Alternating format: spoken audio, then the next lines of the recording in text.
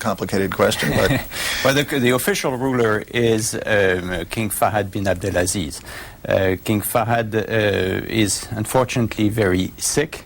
He had strokes in 1998, and since then his half-brother, Prince Abdallah bin Abdelaziz, has been more or less in charge of the kingdom. But this is a very tricky situation because a lot of decisions have to be made in Saudi Arabia, and I'm sure we will get into this later, but which can really only be taken by the king. But Abdallah is very strong as a ruler right now for the ongoing situation. Actually, what happens when there's a decision that can only be taken by the king and it's only Prince Abdullah who's able to do that? Well, actually, no decision get made. That's really the problem. And for instance, on the situation with on the war with Iraq, there is a lot of debates taking place, which really would not take place if the king was fully in charge today. That's an example among many. Another example is on how to manage the royal family today. That has to be, it's a very urgent issue right now in Saudi Arabia, and only the king can make tough decisions on the royal family, and Abdallah would like to make them, but he cannot at this point. Is King Fahd completely incapacitated in terms of...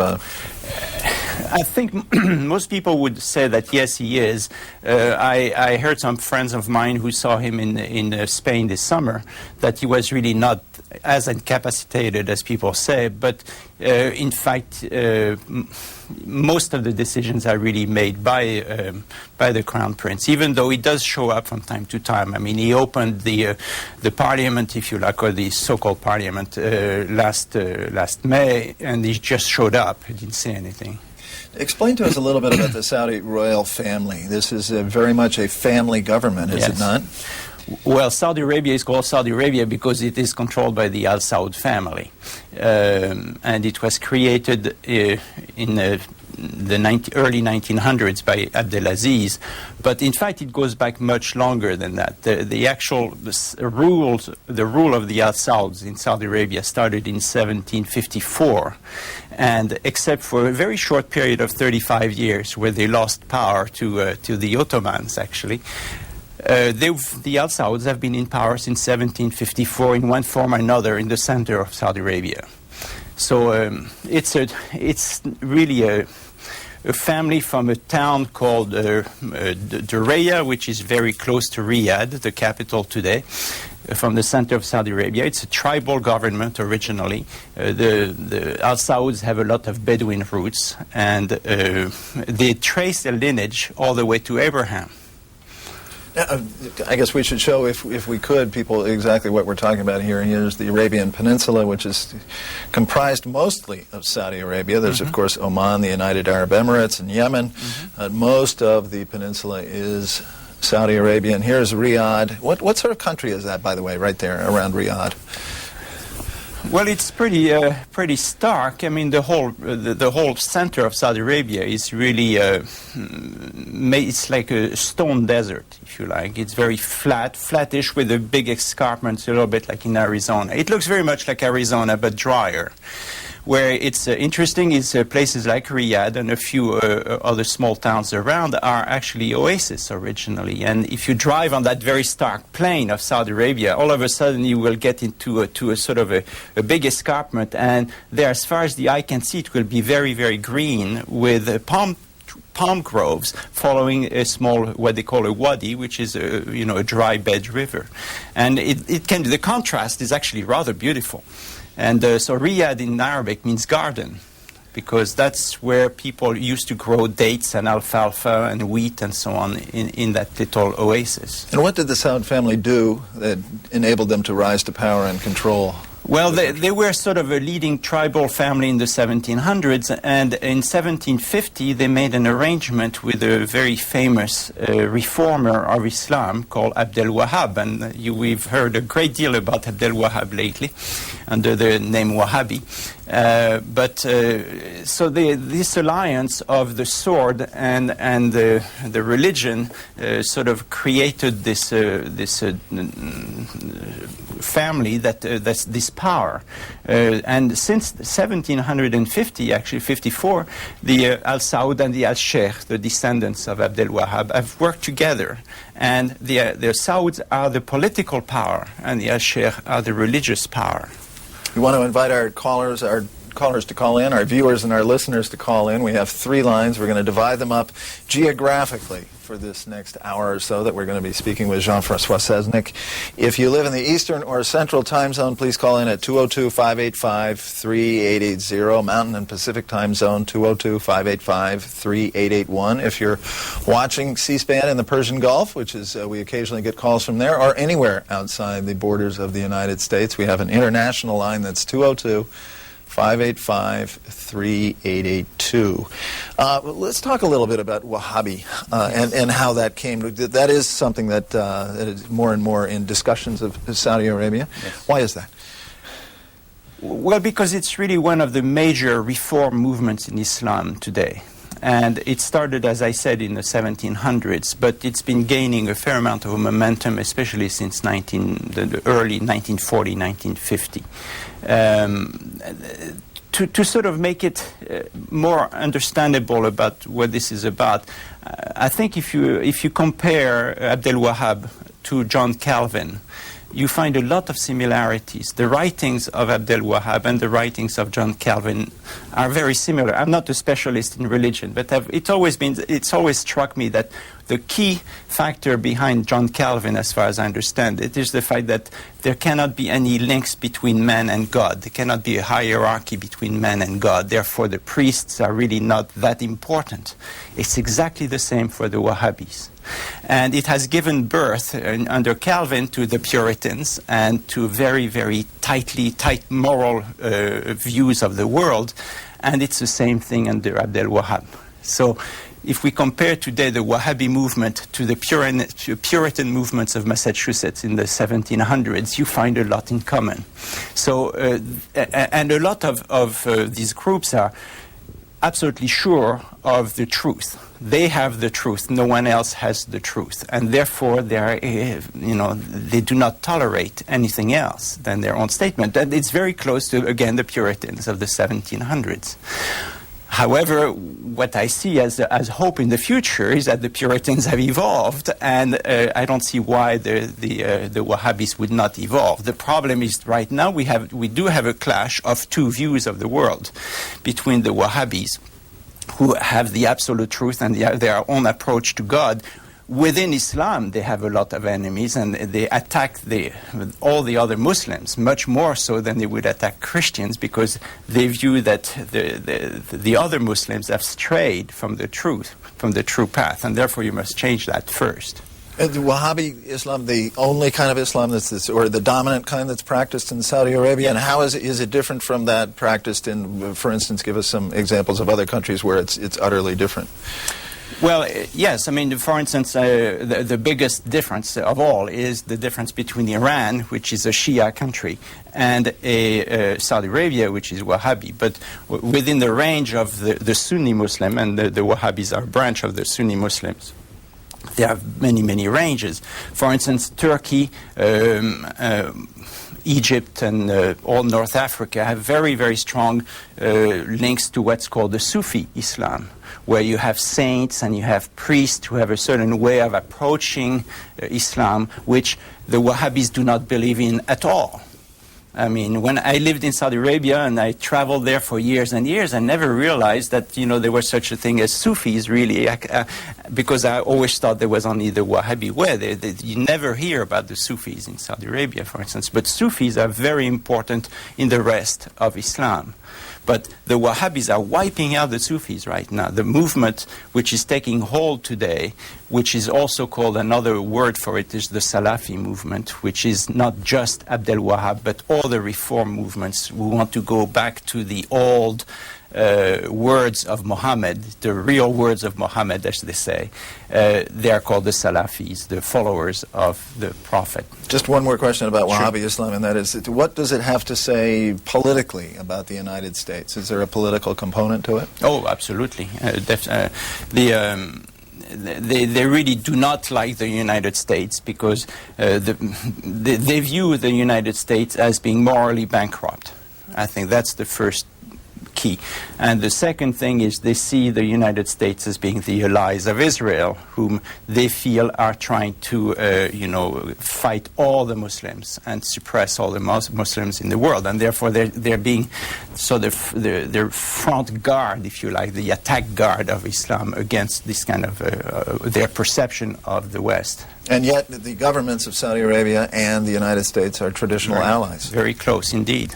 There's a tension for the state on this issue because the state of Saudi Arabia very much needs the United States in order to develop to help develop the country, to defend against potential enemies, or at least that's the perception.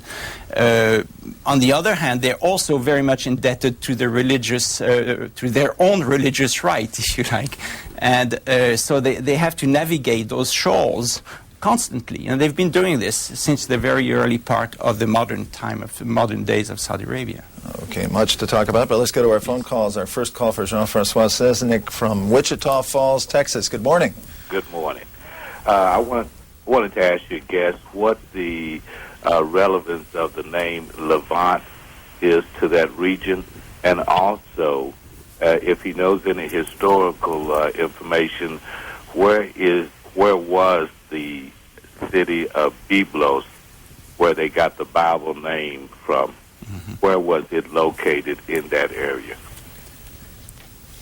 Well, I'd be happy to answer this. It's an interesting point. The Levant is normally academics, and academics tend to sort of define things to suit themselves, but academics will define the Levant as basically being Lebanon and Syria today, and Palestine in the older days with Israel today. So it would be more anything that's really close to the Mediterranean. So the Levant would not include Saudi Arabia. It would probably not even include Jordan, even though pieces of Jordan are so close to Lebanon and Palestine and Syria that it's hard to define otherwise. But the Levant would not include Saudi Arabia. Byblos, the city of Byblos, is to this day, still a small city, fairly lively city in Lebanon. And it's in the southern part of Lebanon. In fact, today, mostly under Shia control in South Lebanon. And that's where the word Bible comes from. But Byblos in Greek means book, so that's really where the word comes from. How close to the border with Israel? No, it's very close. It's I would say it's about 30 miles, off the top of my head. All right, let's go to Minneapolis, Minnesota. Good morning. Oh, no more Minneapolis. Let's go to Dale City, Virginia. Good morning. Good morning.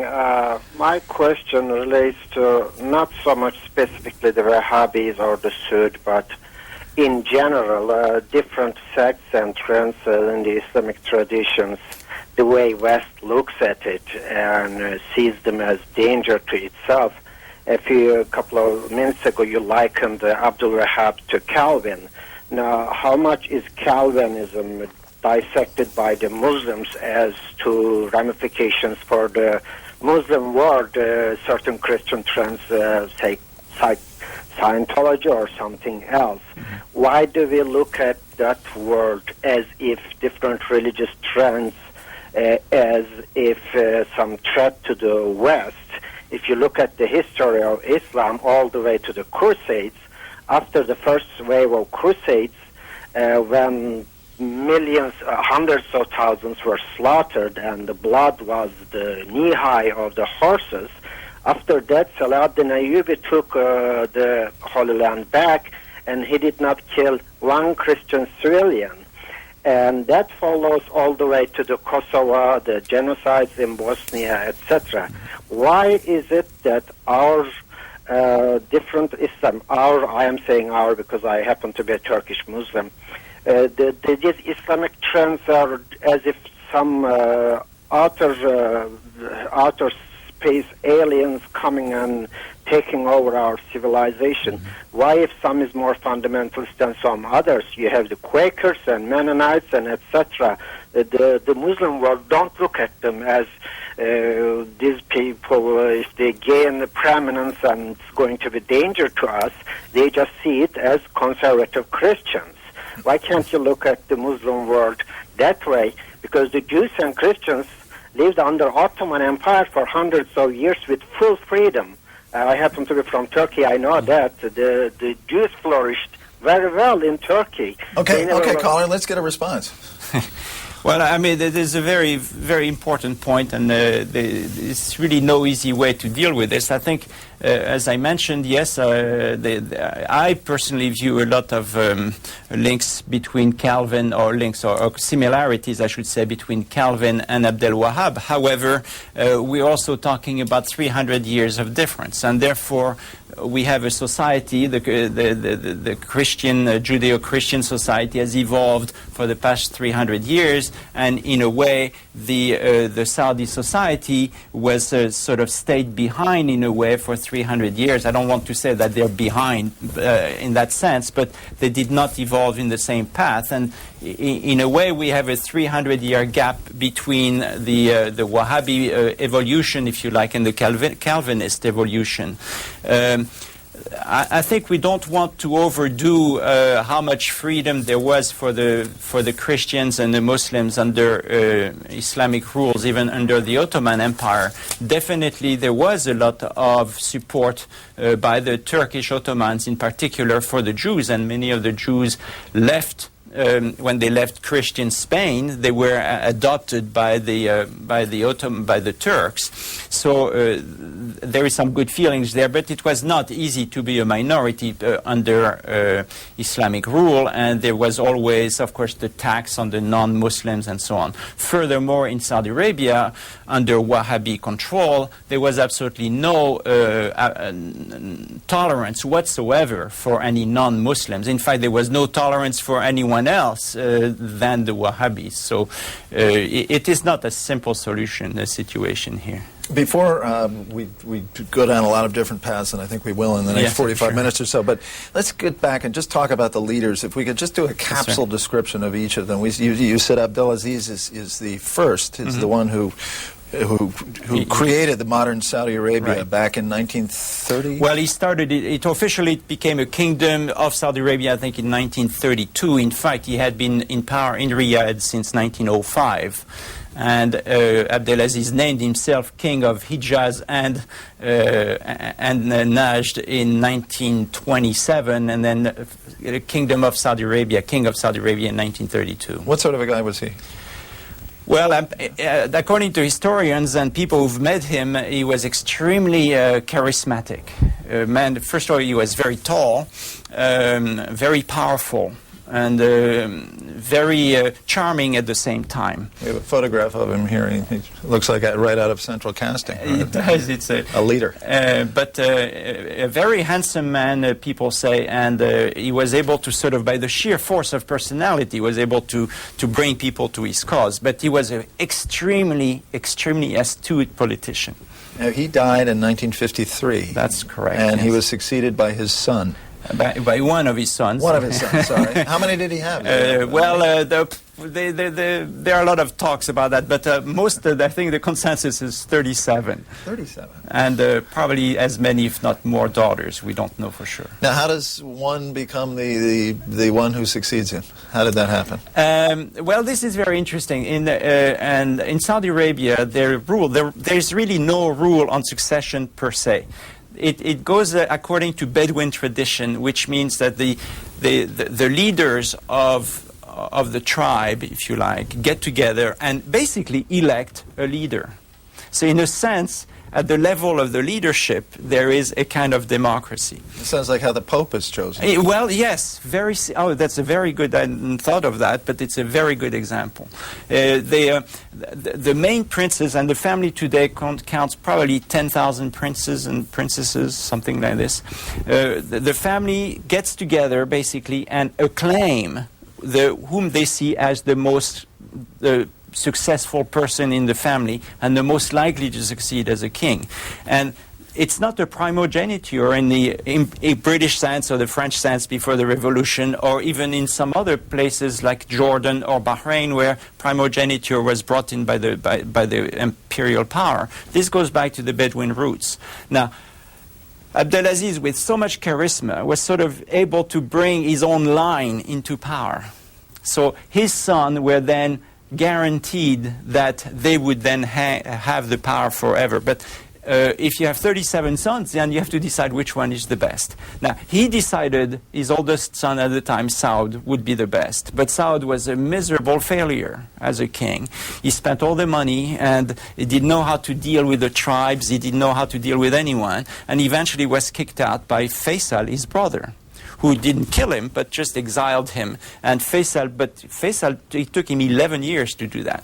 And that was in 1962. That's right. I think. Okay. Why don't we stop? I've got to be fair to the callers who are all hanging on the line on their own dime, and let me take a couple more calls, and then we'll pick it up in 1962 with King Yes, Faisal. sir. Yes, sir. And let's go to Albuquerque, New Mexico. Good morning. Morning, how you doing? Good, thanks. You know, I've been really trying to understand all these different religions and beliefs and governments and stuff around the world as to what's been going on the last 2 or 3 years. And I am a Christian. I read my Bible. I don't belong to any religion or nothing, but I believe in God and Christ. And it seems to me, by studying all these different religions, that all of them have a mix of Judaism and paganism. And we all have some good religions, but the problem is all of us, everybody in the world, Saudis, Americans, well, the hypocrisy is what's causing all the problems here in this world. You know, we have our beliefs. We believe in God. Let's obey Him. Let's obey our beliefs, and let's not be hypocritical. It seems to me they're having the same problem with their leaders as we're having with our leaders, the hypocrisy. All right, thanks, caller. I've thought the same thing many times. I think that's a very good point. Unfortunately, it seems to me that it's part and parcel of religion, bringing religion in politics. If you start at bringing religion in politics, you automatically go into hypocrisy. And we probably could write thesis about that. But yes, definitely, all these religions, Islam is, came out of Judaism and Christianity. And there's a lot of points. There are entire books written on the legal system of Islam's coming from the legal system of Christianity and Judaism. In fact, there is probably more in common with Judaism than there is with Christianity in many ways in Islam, especially in the type of Islam which is followed in Saudi Arabia. All right, let's go to Charlotte, North Carolina. Good morning. Good morning. I've been listening to your conversation with great interest. Caller, can you, I'm sorry to interrupt, can you do me a favor and just mute your television so we don't get the echo? Oh, yes. Okay. Oh, I'm sorry. Thank you. All right. Let me turn it. Can you hear now? That's much better. Thank you. Much better. Thank you. Yes, I've been listening with great interest, and I don't know much about history or religion. I am a Christian person, but I don't believe they're paying quite enough attention to what the Bible really says. Now, for this world to accept Islam, Muslimism, over the Word of God is I just can't fathom it. I can't understand it. God spoke first, and He's the one that designed the whole system of salvation, little Israel's importance, the places where these beautiful people live that surround Israel their relationships down through the centuries of time. But for those people, those nations that live in that part of the world are well familiar with Jehovah and His relationship with Israel down through the centuries of time. There's not a Muslim leader or any leader of any country that He let rule and reign in Israel's whole history that was not aware of His relationship with Israel and what the whole plan of salvation was about. Okay, caller, let's get a response. Well, I mean, we're hitting questions of faith, and I certainly cannot take argument with the caller. However, just to give you the Saudi answer to this rather than even my own, the Saudis will say, yes, this is fine and good, and we certainly believe that Jesus was the representative of God, the Son of God in this case. However, we, in our own religion, was brought to us by God, and the angel Gabriel dictated the Quran to Muhammad, and the angel Gabriel dictated it by order of God. That's their belief, and they're just as strongly, they're so fully imbued, if you like, with this belief that it takes over whatever they should feel in terms of the Bible. Now, they view all Muslims, I mean, it's part of Islam, all Muslims believe that Jesus was one of the prophets, and because they believe that God was talking to Jesus. And therefore, they have included in the Quran, there's a lot of parts from the Bible and even from the New Testament, which come straight out of Jesus. From their point of view, they believe that they have the direct word from God, which was given to them in Arabic by Gabriel. So we get to questions of faith, really, more than reality, and it is reality because faith is reality. But in terms of implementing solutions or saying that one religion should respect more than one than the other, of course, all religions should respect each other. But the problem is, since they all have the Word of God, it's very hard to see where the truth lies, and the truth lies somewhere in between, for sure. All right. Jean-Francois Seznec was educated at Washington College in Maryland. He has a BA in International Affairs. He went to Columbia University to the School of International and Public Affairs. He has a master's degree, two master's degrees, yes, I believe, from Yale, and a PhD from Yale in political science and comparative politics. It looks like you spent your early part of your career as a banker. Yes, that's right. And then I saw the light. And you lived in Saudi Arabia for 10 years, off and on, is that right? I lived in Saudi Arabia for 2 years and in the Gulf. I was in Bahrain for 6 years, in Jordan for a number of years. But every time when I was in Bahrain, I was traveling to Saudi Arabia, covering Saudi Arabia. So I went to Saudi Arabia probably over 100 times. There's now a causeway. It used to be an island, but now it's linked by a causeway between Bahrain and Saudi Arabia. Yes, and it's very close. I mean, it's 20 miles between one to the other. Just 1 minute on what it's like to live in Saudi Arabia, the role of women, the restrictions for a Western person, how much different it is there. I lived in Saudi Arabia quite a long time ago, and surprisingly enough, it was probably easier at the time to live in Saudi Arabia for foreigners, because foreigners were new, so to speak, in Saudi Arabia in the late 70s, and therefore they were sort of better received. There was less of a fear of Western influence on Saudi Arabia. It was always difficult for women, and I'm sure we will get into this in the program quite at length. The situation for women in Saudi Arabia, whether Western or local, is very difficult. But it's a very exciting place, because when I went there as a banker, we really had the feeling we were going to green the desert. I mean, the place was growing like mad. All of a sudden there was this big bonanza of oil. And you saw the country grow by the day, and the development, the industrial development. Saudi Arabia is a major industrial power today. And it was not the case 25 years ago, and it's a very short period of time. So the place is really booming, in all sense, mentally as well as physically. Jean-Francois Seznec says he saw the light after being a banker. He's now a founder and managing director of something called the Lafayette Group in Annapolis, Maryland, which is a private investment company that specializes in the acquisition and management of chemical companies. Yes. But I also is a professor at two universities, at Columbia in New York and Georgetown here in Washington, D.C. At Georgetown, he teaches at the Center for Contemporary Arab Studies. And in New York at Columbia, he teaches at the Middle East Institute, which is part of the School of International and Public Affairs. His classes are the political economy of the Arab-Persian Gulf. That's correct. So you fly the shuttle a lot, do you? Or do you go on the train? Actually, I prefer the train. This way I prepare my classes in the train. I don't tell my students that. But Okay. All right, and we want to get back to the leaders of Saudi Arabia, but let's, we've got a caller here who's been hanging on for a while. Riverside, California, good morning. Good morning. My question is, the what is the Saudis' opinion of the American Muslim movement from their perspective?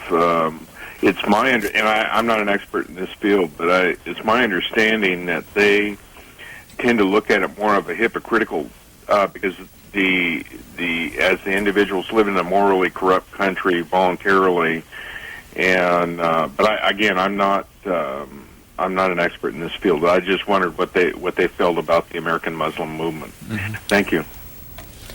Well, I'm really not an expert at all on religion to start with, but one cannot talk about Saudi Arabia without somehow within 5 minutes turn to religion, and so automatically one becomes more aware of religion.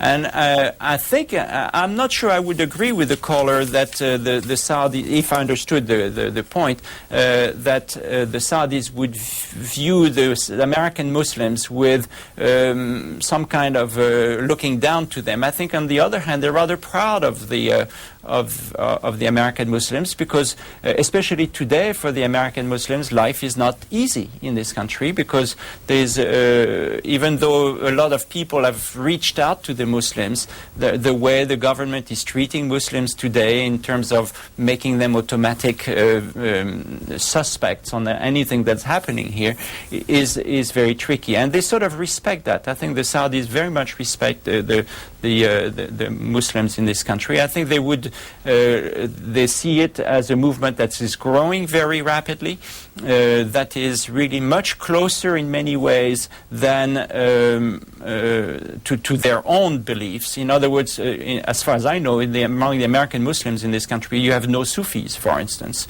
And as we said before, the Saudis were opposed to the Sufis. The American Muslim movements today are mostly Sunnis, and mostly very close to the more conservative moral approach which were promoted by Abdel Wahab and his followers, and the Salafis, which we have mentioned before. I want to just show our viewers something and ask Jean-Francois Seznec. One of the reasons, I guess, that we talk about Saudi Arabia turns to religion is because Saudi Arabia is home to two of the holiest cities in Islam, Medina and Mecca, and I think it's one of the pillars of Islam that every Muslim must, at some point in his or her life, make a pilgrimage. Or is it only in his life? I don't know. No, in both, his and her life. To go to Mecca, yes, I believe, absolutely. to the holy city. If you're wealthy enough and you're healthy enough, you're supposed to do the pilgrimage to Mecca. In fact, today there are over 2 million people a year from the world going to Mecca, and Mecca is not a big town. So all of a sudden, in the month of Hajj, which changes, they go according to the lunar month, so it changes all the time. But during Hajj, you have 2 million people converge on Mecca. And the Saudis are spending literally billions of dollars every year to host the pilgrimage and to pay for all the pilgrims' expenses and whatnot. When is the month of Hajj? This year it should be it should be very soon. It should just had Ramadan in November it's 2 and months December. after. It's 60 days after Ramadan. Okay, all right. And let's take another call from Erie, Pennsylvania. Good morning. Good morning. A while ago, I saw some disturbing news reported on one of the European newspapers on the Internet. A barbaric scene, 100,000 people in a stadium while 3 gays were beheaded for being gay. I noticed this was not reported at all on the U.S. Newspapers. And at the same time, I noticed in Afghanistan we were showing all kinds of scenes of the Taliban mistreating women. I wondered if you noticed a double standard because of maybe the oil. We conveniently did see these things in Afghanistan, and we do not see how barbaric the Saudis actually are. I'll hang up, and I'll wait for your comments. Thank you for C-SPAN also. I don't know about this report about the gays being beheaded in Saudi Arabia. I'm not sure that was in Saudi Arabia. I mean, they do behead people every Friday in Saudi Arabia, but it's not done in stadiums. It's always done on the main square in front of the main mosque, either in the 3 main towns. So it may not have been that. To my knowledge, under Sharia law, to be gay does not imply to be beheaded. They have a very, very dim view of homosexuality in Saudi Arabia. They think they still go back to the days where they think it's a terrible sin, and they will arrest them and beat them. To my knowledge, they don't behead them, but unless there's some other crime linked to it. But as from their point of view. So I'm not sure the description given by the caller is actually from Saudi Arabia, and it could very well be, but I certainly don't know about it. What I'm saying here is that the description from it does not actually apply to the way they do things in Saudi, not to say that they're not beheading people. They are beheading people very rapidly and without too many questions asked, but usually being gay is not the cause of that. What do you get beheaded for? You get beheaded for killing someone else. Period. That's it. It's murder, only for murder. Yeah. I mean, yes. I mean, the answer is yes. It's for murder. Yes. I thought I'd read too that there were some that when they rounded up either terrorists, suspected terrorists or whatever, who were suspected in the involvement of killing U.S. servicemen. Yes. And they were beheaded. That's or many for of them murder. Right. Yes. That's right. Okay. All right. Why don't we, before we run out of time, we've got about 22 minutes left here with Jean-Francois Seznec. We stopped in 1962. Yes. King Faisal. Is it Faisal or Faisal? Faisal. Faisal. Yes. And, Faisal took over. And just sent his brother into exile. Sent his brother into exile, and at the same time was able to be king when all the oil bonanza started. So he was able to reform the country and really started the country on its modern path. Faisal is truly the father of modern Saudi Arabia, and he was a man of great faith, and his main belief was that he could develop Saudi Arabia, bring Saudi Arabia into the 20th century, but maintain the Islamic roots. Now, it's very important to realize that Faisal's mother was a direct descendant of Abdel Wahab, and so was his grandmother. So he was very linked to the religious establishment, if you like. And his wife was also, his second wife was the first one, he divorced her, but the second wife was also indirectly related to the founders of the kingdom, both on the Wahhab side and the Saud side. So he was a very well-respected man in terms of ancestry. He was very religious, and he really also believed that the country should be developed. And he introduced television, he introduced the telegraph. I mean, actually the telegraph was introduced by his father, but he introduced television, radio, and all manners of modern technologies in order for people to start growing.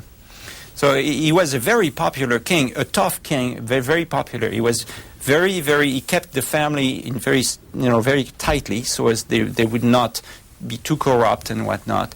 And he made sure that the commoners, the rest of the country, would benefit from the bonanza of oil.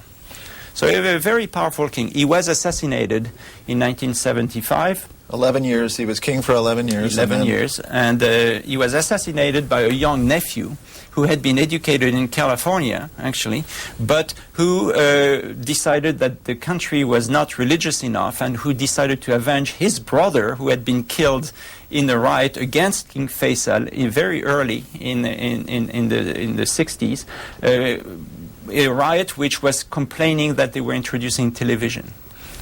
So that riot against television brought the death of this minor prince, really, and his brother decided to avenge the brother and kill the king.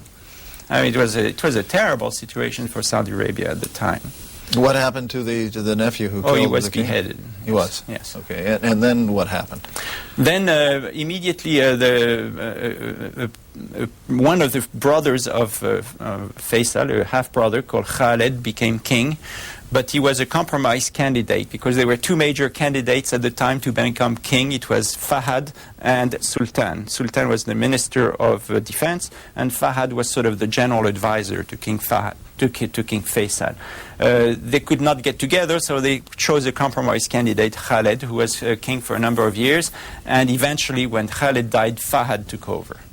But Fahad has always been very, very strong. He was the main advisor to Faisal from day one. We were just looking at that gentleman on the screen. That's Prince Abdullah, right? That's there. Prince Abdullah. Okay, yes. All right.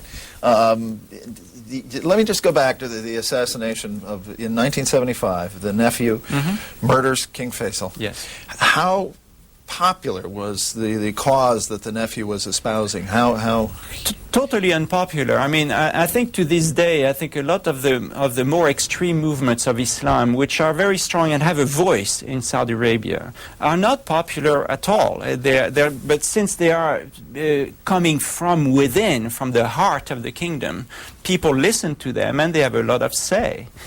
But they are not popular. People are scared of these more extreme movements. I think it's the key. It sounds almost Shakespearean within the It family, is, doesn't it? Yes. Okay. Yes. Well, we want to come up to the modern era, but let's go back to our phone calls for just a second. We've got Fairbanks, California. Good morning. Caller, are you there? Fairbanks, California? Hi, good morning. Yes. Good morning. Good morning. How are you? Good, thanks. Thank you for the show. Yeah, I'm a Muslim American, and I really, we Muslims living in America over here, we hear a lot of directed misinformation about Islam and about a lot of things that goes in the Middle East. Usually, the history are not told critically and truthfully. I think your guest is a Frenchman, and he doesn't say anything about colonizing the Arab world and millions of people killed in Algeria. Million Muslims killed in Algeria. Christian, French, British colonizing the Middle East, and I think it is right now. It's this attack that of misinformation that really was before the Crusades. The Crusades said the same things about Muslims. They were not treating Christians good, and I live in Jerusalem, and we treat Christians very well. I was raised in a Christian school. As a Muslim, you have to be a good Christian and a good Jew. And I believe that. And all this miscommunication and really the truth, really have to say the truth of what you say. And I wish that he can touch up on all this miscommunication. He cannot really say that because he is Christian. If you want the truth about Muslims, you have to bring in Muslim Americans to speak about Islam, not a Christian to speak about Islam. I think, and there is a lot of good, eloquent Muslim Americans that can speak about Islam. And they have appeared on C-SPAN, caller, but and they will again. But is there anything in particular that you would take issue with, or do you have a question for Jean-Francois Seznec? The question about Saudi Arabia and how the Arab world wants to live, I think it should be left for them. And I don't think they need the protection of the Americans. He said that they need the protection of the Americans. I don't think they need our protection. Okay, let's get a response. Well, yes, originally I am French, I do admit, and I do have some very strong opinions about what the French did in Algeria, and I think your caller has some very valid points, and indeed it would be nice to, and I'm sure C-SPAN does that, of bringing Muslim callers. What I said before is that I'm not a specialist on religion, and I don't. But of course, when one talks about Saudi Arabia, one has to talk about religion as well. Definitely, I mentioned earlier in the program that Islam has, is sort of stands on the shoulders, if you like, of Judaism and Christianity, and there was a lot of abuses by the Christians in the region.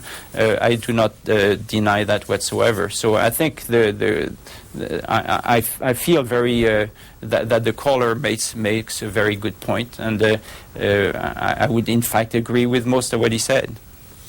Let's go back, because I want to finish this, and we're now down to about 14 minutes of Jean-Francois Seznec, but I think we got up to the death of King Khalid, who was succeeded by King then Fahad, and Fahad, who is still in power today. And that was in 1982 that this transition occurred, and that's right? I think that's right. You have it. I've got a chronology right I don't have here, it in front of me. I hope it's right. Yeah, it sounds right. And Fahad, who was actually the very powerful king, the powerful person behind the Faisal and Khaled in terms of economics and society and so on, became full king and has continued to... and this is him we're looking at right now? That's correct, yes. and is really one of the major statesmen, I think, in the region. He has been able to navigate those shoals I was telling you early in the program of trying to satisfy the United States then and the West on the one hand, and in fact take advantage of them, take the good of the West for Saudi Arabia while keeping the more extreme religious movement whence he comes, together and not fighting too much. So he was able to navigate those shoals very, very well. And now, of course, he's incapacitated, and it's very hard for the kingdom to really take major decisions. He had a stroke when? 1998, we think. At least that's what I heard. This is not the kind of thing they put out a press release. No. But he was in Spain this past year. Yes, for medical treatment? Or? No, many members of the royal family spend a month or 6 weeks in Malaga in Spain. Why there? Well, because it's a nice climate. It's it's nicer than the August in Riyadh. It's because it's when it's particularly hot. Yes. Okay. All right. And now Prince Abdullah is the ruler. Prince Abdullah is the de facto ruler, and everyone expects him to, when and if Fahad dies, everyone expects him to. Yeah, here he is. Everyone expects him to become the king. But it's not automatic. He will only become the king. He will be sort of caretaker when the king dies until he's acclaimed by the family. So there's always this little, we don't know for sure, but Abdullah being so popular in the country and among the other princes, there's very little doubt that he will become king. What makes him popular? He's very, and people tell me that he's very straight-spoken. He says, when he feels something, he says it. And he's much closer to the people. He will actually talk more to the people.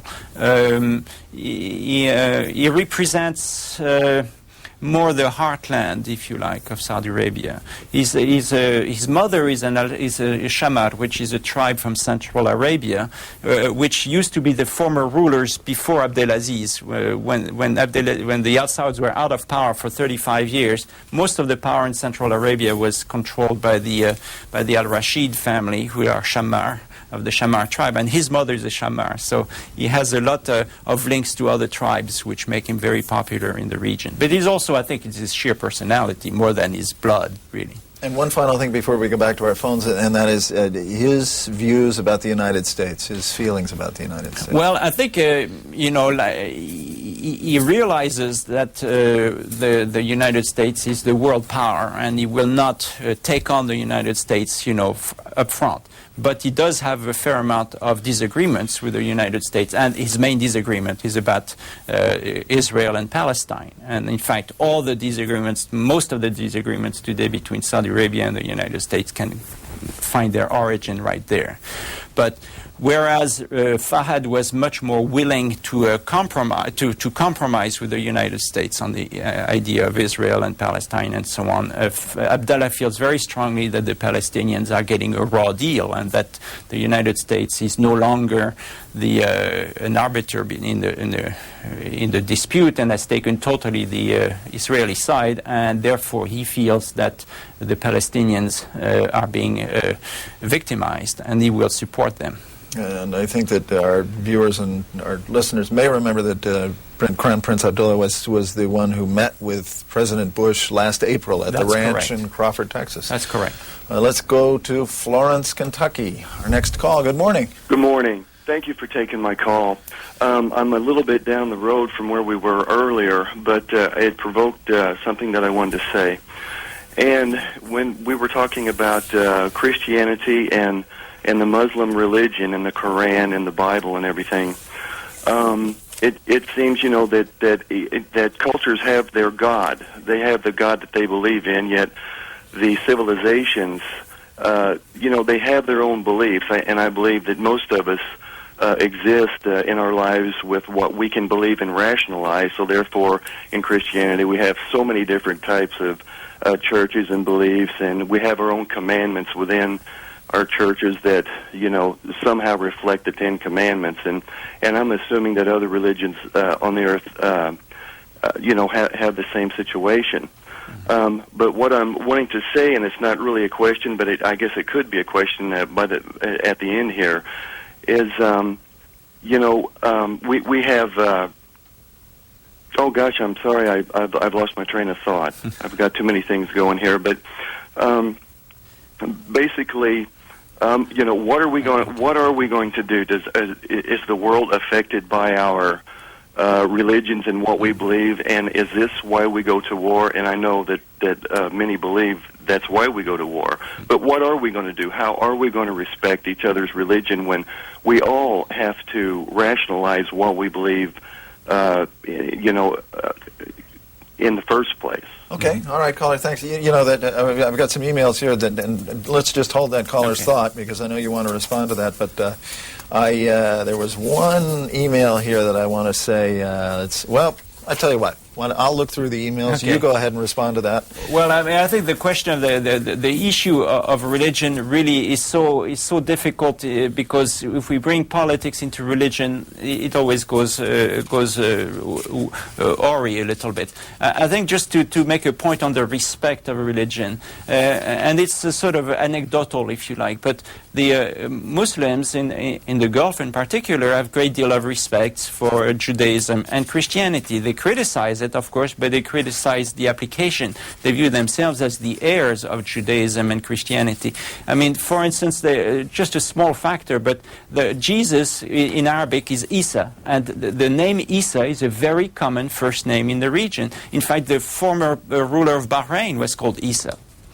Jesus. And Moses is Musa, and Moses is one of the leading prophets of Islam. So there's a lot in common, and I think indeed if we didn't have the politics to go with it, there would be a lot more in common and a lot more respect. I think what I'll do is I'll just go through very quickly through 4 of these emails and then just ask you if you want to pick out any strand here to respond to. How can we avoid a holy war? I think this means a holy war. If both Christian and Islam see the other as non-believers, then they should either be converted or eliminated. I'm afraid that we are heading for a holy war with the end result total destruction. From San Antonio, Texas. How much Islamic fundamentalism rises out of response to U.S. policy of supporting dictators and despots in the Middle East? You think U.S. policy actually blocks secularism and democracy? And could you comment on the first Gulf War with George I, former President George Bush, the father of the current President George Bush, and the ambiguity of the Kuwait-Iraq border and the history of that border? Another one, what does our current worldly situation look like in your views, considering that history shows the Pharisees and Gentiles, community leaders, religious leaders, and zealots? We have had our great witch hunt in the 1640s. Then our religious reform of that shaped this nation and led to the Declaration of Independence, to the religious reforms of the early to mid-1800s. And finally, how much do we as Americans hinder rational links with the Arab world because of our limited knowledge of other parts of the world, and especially through often incorrect views of what Jewish or Islamic beliefs are? It seems ethnocentrism shapes our views in the U.S. Yeah. Any of that you want to pick up on? Well, we could write about 700 pages on these 4 emails here. But there are some very, very interesting points. I think one I think we must remember, and it brings us the first email in a way, is the fact that everybody has the truth, and therefore, since I have the truth, I have to kill you to make sure that you believe the truth, and this is a problem. I mean, there's no doubt, there's no easy solution. I think the greatness of what makes the United States is the fact that it's one of the only states in the world that has started on the basis of religious tolerance. And this is not the case in Saudi Arabia. They even have problems with the tolerance within their own religion, within Islam, which we had actually in the States. We had problems of tolerance between the sects, and the political systems that evolved became much more of a democracy. So there is no easy solution here, and time creates these solutions, and it may take a couple hundred years, but this developed in this country into a democracy. And one of the emails mentioned, shouldn't we promote democracy in this region because we have until now supported dictators? Yes, we have. But let me tell you, today, if we actually had a democracy in Saudi Arabia, and for that matter, in most of the other areas of the Gulf, this would be democratic state that would elect government extremely opposed to the United States, because the vast majority of the population is extremely opposed to the U.S. policies in Israel and Palestine, and they feel very, very strongly that the United States has turned against all Muslims. Rightly or wrongly, that's the way they feel. And the governments you would get in power would be very fundamentalist groups, even though they would believe in democracy. This gives me an excuse to bring up something you've written, and we can't read all of it, but let me just read the first sentence. We're almost out of time here. At first blush, an article on democracy in Saudi Arabia, a state often described as an absolute monarchy, could be very short indeed. And then you go on at some length to say otherwise. Yes. Well, it's true. I mean, it is not a democracy, as I explained earlier in the program. There's one of the classes, if you like, the ruling class, really has the ability to be a democracy. They can elect their leader. But beyond that class, it's totally a dictatorship. However, it is changing. And the pressure the United States is putting on Saudi Arabia, that the world is putting on Saudi Arabia to open up to modern thoughts and concepts, is really making the whole region boil in terms of ideas. Everywhere in the kingdom, people talk. Now, 25 years ago, that was not the case. Nobody talked. But today, everybody talks about everything, about the political situation, and the royal family has been forced, and a few leaders, the main leaders of the royal family, have been forced to sort of let go a little bit. And as I said in these articles, there are some stirrings of democracy. In other words, they now have a parliament. Now, it's not an elected parliament. God forbid we wouldn't want to elect people. But at least it's named, and it's people from all manners of walks of life, and they discuss things, and their discussions are on C-SPAN or the equivalent. Is there a C-SPAN in Saudi Arabia? Well, the television is mostly C-SPAN. But there are talks of maybe having elections from municipalities in the near future. The status of women, which we have not discussed very much, is discussed all the time, every day in all the meetings of all the people. Everything is boiling right now. And little by little, there's some freedom is taking place, but it's going to take much longer. We're just at the very, very first baby steps of this. I've got two things to do and only 90 seconds to do them in. Prince Bandar, who's very familiar to those of us in Washington because he's the ambassador. Who is he? Just very briefly. We've got a picture of him here on the screen. That's right. Well, Prince Bandar is a son of Prince Sultan, the Minister of Defense. He's a very powerful man in Washington. He's not that powerful, as far as I know, in the Kingdom of Saudi Arabia. He's not viewed as you look more at Prince Salman bin Abdulaziz, his uncle, or the sons of Prince Salman and Prince King Faisal. Let's see if we can squeeze in one last call. Gresham, Oregon. I'm afraid we're almost out of time. Can you make it short? Okay, yes. It's more of a comment, not a question. And I would like your listeners to please reflect very carefully. First of all, thank you, C-SPAN, and thank you, Mr. Seznec, for a very informative program. For thousands of years, humanity has worshipped a creator. They call that worship spirituality. Evil has taken that spirituality and corrupted it, organized it, and called it religion. Please reflect carefully. Right. Thank you. I'm afraid that'll have to be the last word. Jean-Francois Seznec, thank you very much for coming in this morning. This was a terrific hour. Tomorrow morning on C-SPAN, Dr. Michael Rapp of the American College of Emergency Physicians and a representative of the Association of the Trial Lawyers of America is Ken Suggs, I believe, if I've got that right, and they will be talking about medical malpractice lawsuits. Also, Jack Nelson, former Washington bureau chief of the Los Angeles Times, now a fellow at the Joan Shorenstein Center on Press Politics and Public Policy at the John F. Kennedy School of Government, will talk about his recently published report on secrecy in the U.S. government. That tomorrow on C-SPAN's Washington Journal. On Sunday, in the meantime, thanks very much for watching and have a great weekend.